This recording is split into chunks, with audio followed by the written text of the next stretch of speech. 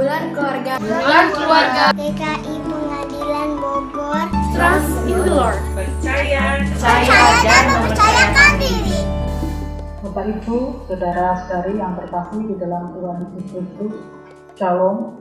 Pada kesempatan ini, saya akan membagikan pengalaman hidup saya bersama Tuhan, penyertaan Tuhan, pimpinan Tuhan ketika saya menghadapi penyakit kanker saya ini. Saya divonis oleh dokter tanggal 30 Desember 2013. Ketika itu saya berobat inisiasi operasi ambeien, namun setelah diperiksa dokter, ternyata saya dinyatakan kena kanker itu atau kanker anus. Kemudian ketika saya mendengar bahwa saya sakit kanker itu, kena kanker, saya tidak takut karena saya punya Tuhan, saya optimis, dan dokter juga mengatakan bahwa kanker itu bisa disembuhkan. Kemudian hari berikutnya tanggal 31 Desember 2012 itu saya menjalani biopsi dan akan dilanjutkan dengan pengangkatan dari kanker itu, dijadwalkan tanggal 6 Januari 2014. Namun ketika akan operasi, dokternya harus seminar ke luar negeri, jadi ditunda tanggal 20 Januari 2014. Nah, seiring dengan berjalannya waktu, ketika itu kami bergumul dengan keluarga, dengan anak saya yang pertama. Anak saya memutuskan mama harus dibawa ke Penang, Malaysia, jadi menjalani operasi di Adventist Hospital Penang, Malaysia tanggal 20 Januari 2014. Nah, ketika saya dalam pemulihan setelah operasi, diangkat kankernya itu, jadi anus saya itu diambil dan di atas anus itu ususnya dipotong 3 cm, ditutup, dan anus saya diganti, dibuatkan lubang di perut saya. Mungkin kalau orang lain sudah tidak kecewa atau bagaimana, tapi bagi saya tidak, karena saya percaya dia yang terbaik bagi saya dari Tuhan. Saya terima apa adanya. Dia dalam pemulihan itu saya mendapatkan emas firman Tuhan dari seorang pelawat, itu melawat saya dari Yesaya 41 ayat yang ke-10 yang bunyinya demikian: janganlah takut, sebab aku menyertai engkau. Janganlah bimbang, sebab aku ini Allahmu. Aku akan meneguhkan, bahkan akan menolong engkau. Aku akan memegang engkau dengan tangan kananku yang membawa kemenangan. Kenapa ini saya pegang? Karena untuk pengobatan selanjutnya itu membutuhkan waktu panjang dan berat, karena harus menjalani terapi radiasi dengan sinar X 27 kali dan kemoterapi 6 kali. Nah, waktu itu mau dilanjutkan di Malaysia, tapi karena jauh dan semua saudara, anak saya juga sibuk dengan kesibukannya masing-masing, tidak ada yang menemani, akhirnya diputuskan untuk pengobatan selanjutnya di Rumah Sakit Kanker Dharma Jakarta.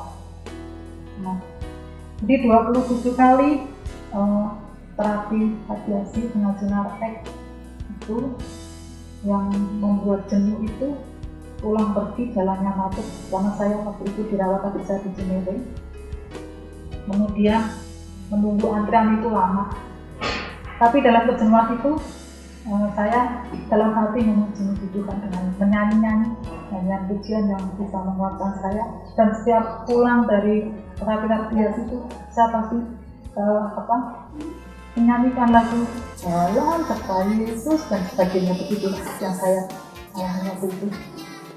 Kemudian setelah selesai terapi radiasi 27 kali itu, saya menjalani kemoterapi 6 kali. Pada 6 kali itu dilakukan tiap 3 minggu sekali. Pada kemoterapi yang pertama, karena baru pertama, jadi dimasukkan obat kemo lewat pembuluh dan vena yang besar itu, jadi jarumnya gede.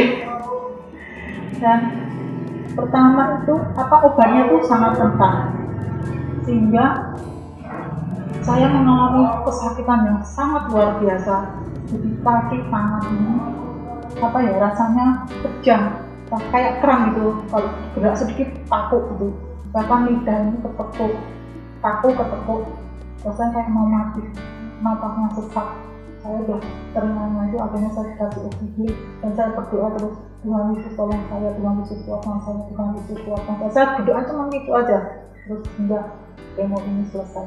Dan selesai, setelah kemo itu saya setelah 1 minggu untuk bisa jalan. Karena kaku semua, saya harus ke kamar mandi pakai kursi roda dan dimandiin. Kemudian 3 minggu kemudian saya kemoterapi yang kedua. Ketika menjalani kemoterapi yang kedua itu saya trauma dengan kemoterapi yang pertama. Jadi saya udah pasrah menyerah pada Tuhan, apapun yang terjadi aku pasrah pada Tuhan. Nah, ketika saya sudah mengalami kesakitan lagi waktu seperti kemo yang pertama, kaki tangan kejang, kemanggilan nggak ada waktu karena obatnya sudah diencerkan. Saya tuh ngalamun, pikiran saya itu kosong, terus seperti nggak punya Tuhan, kayaknya lupa sama Tuhan. Tapi Tuhan mengingatkan saya. Puji Tuhan, Tuhan sangat luar biasa pada saya. Saya diingatkan, saya dibisikin, suaranya nyaring. Wiwi, kamu harus kuat, Saya kaget. Kemudian saya ingat Tuhan Yesus, saya berdoa, Tuhan Yesus tolong saya, Tuhan Yesus kuatkan saya, Tuhan Yesus kuatkan saya sampai kemo ini selesai.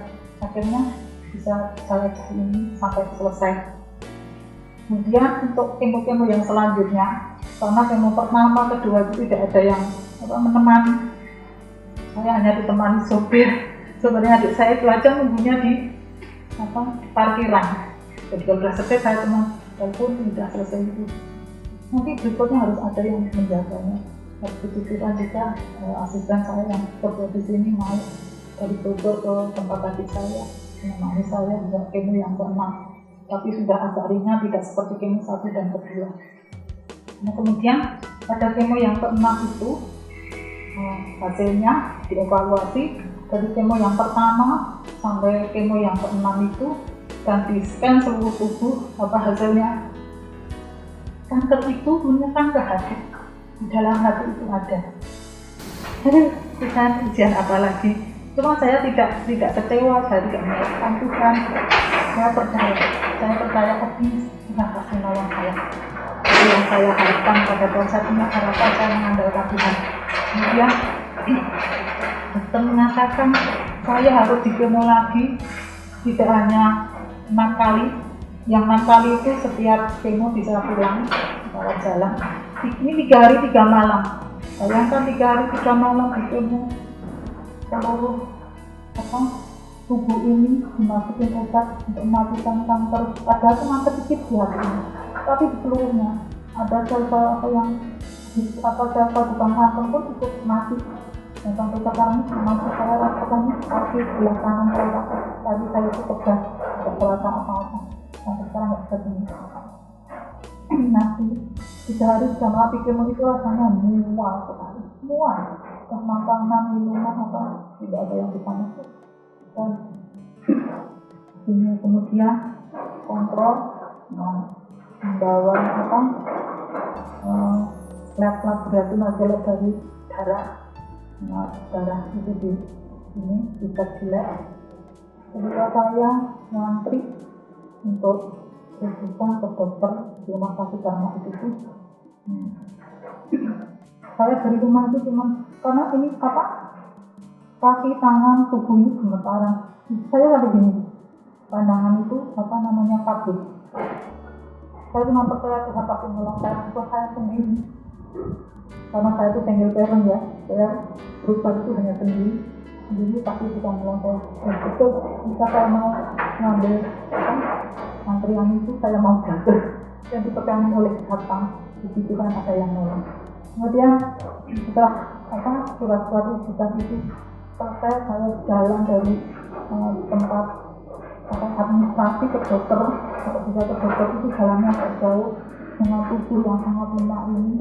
Saya pegangan tembok panjang, saya ke tempat dokter itu, saya berdoa, Tuhan Yesus tolong saya, Tuhan Yesus bukan kekuatan, saya berdoa cuma gitu, bukan kekuatan, harus berkekuatan.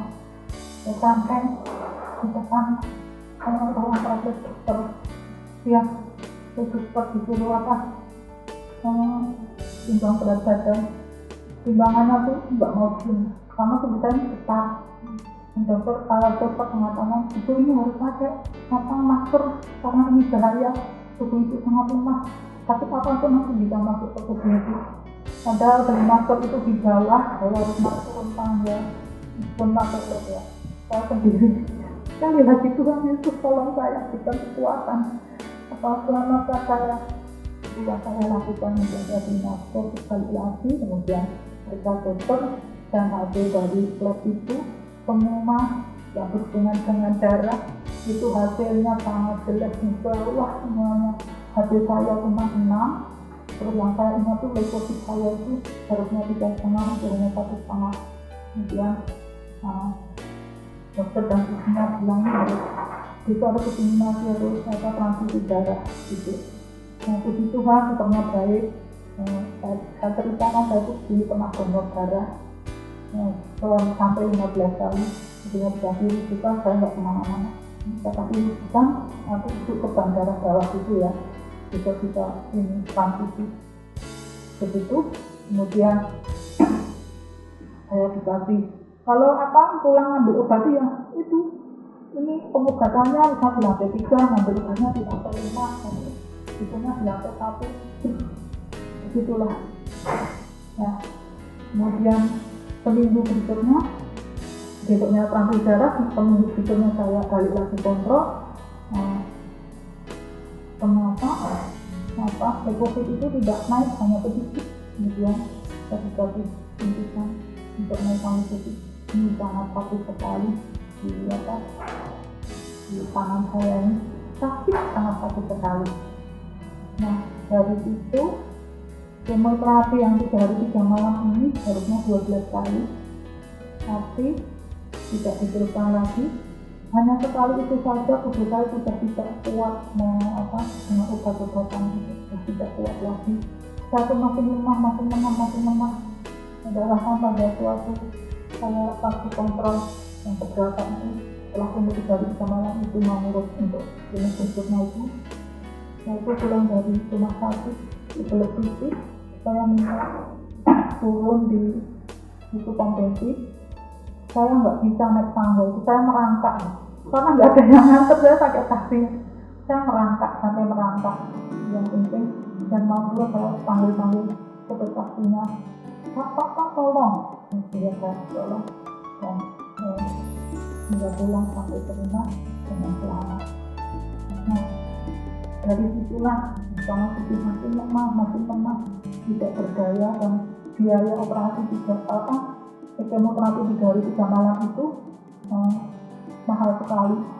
Pertama itu di-cover oleh aset sebesar 22 juta. Kemo yang kedua setelah saya urus ternyata tidak di-cover, harus bayar sendiri. Waduh.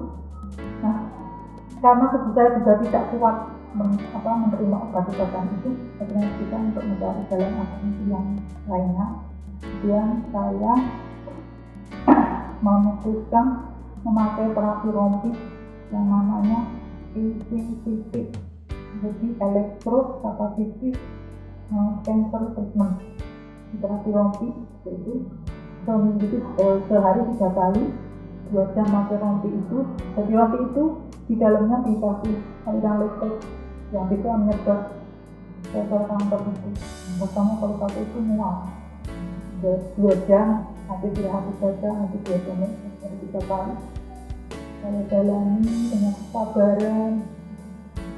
Saya juga minta pertolongan Tuhan